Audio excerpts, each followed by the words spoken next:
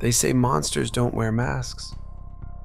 They wear uniforms, white coats, wedding rings. They say hello to your kids in the hallway. They know how to start your heart when it stops. They save lives. Or at least that's what people thought Victor Keller did. Emergency medic, devoted husband, father of 2, top graduate, quiet neighbor, grew tomatoes in his backyard, the kind of man you'd trust with your mother or your child. That trust was his weapon. By the time he was caught, Victor had raped and murdered at least 13 victims. Children, elderly women. Another 30+ assaults never made it to court. He kept notes, names, addresses, ages, times they'd be home alone, all neatly written in a notebook he called his field journal. He wasn't a man who lost control. He was a man who had too much of it and used it to destroy lives. Victor was born in 1956, the third child in a picture-perfect family in Coldwater, Michigan. His father, Dr. Andrew Keller, was a soft-spoken biology professor, a man who studied beetles and wrote children's books. His mother, Margaret, was principal of the local school, controlled, elegant, respected, cold. She was over 40 when she got pregnant again. Doctors warned her. The risks were high. She ignored them. The labor lasted a week. Victor was premature, sickly. His skin reacted to water, darkening as if bruised. They kept him out of the light for weeks. The first family photo was taken months after his birth. And even then, he didn't look right. As his mother would later say, he looked like something that hadn't fully finished. He didn't sleep.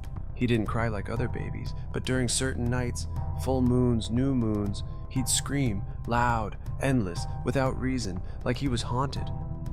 By the time he was 2, Victor had developed a bizarre pattern. Nocturnal restlessness.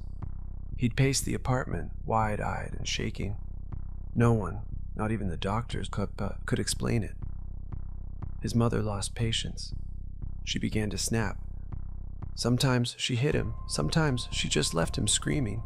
So his father stepped in. Almost every night, Andrew Keller would wrap his son in a blanket and walk.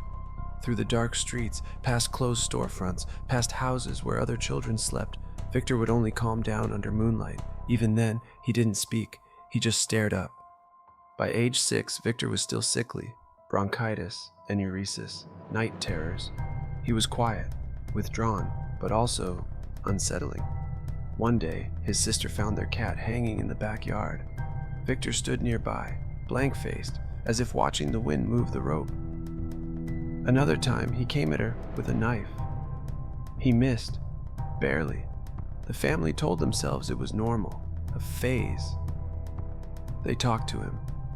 He nodded. He stopped, but something had shifted. In school, Victor was shy, polite, intelligent. He told wild stories, claimed he had secret relatives in the CIA, that he could speak 5 languages, that he had dreams that came true. Kids laughed. Then they stopped. Victor took up boxing. At 14, he was state champion. By 15, he was built like a soldier. The weak, wheezing boy was gone, replaced by someone who could break jaws. But he didn't lash out. He waited. He was methodical, patient, a chameleon. His mother, Margaret, was never affectionate until one day she flipped, overprotective, obsessive, blind. She defended him fiercely. When he lied, she called it creativity. When he broke things, she blamed the neighbors. The father? He faded into the background.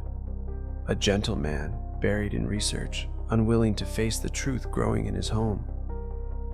Victor learned the most dangerous lesson a boy can learn. You can do anything and get away with it. Victor started medical school at 18, top of his class, respected, calm. Nobody suspected what he did after hours. He began slipping sedatives into classmates' drinks, crude mixtures he made himself in the lab. Then he'd wait for them to pass out and rape them. The next day, no one remembered. Some even thanked him for helping them get home safely. He kept a list, and yet even that wasn't enough. He needed something else, something deeper. Not just control, but domination.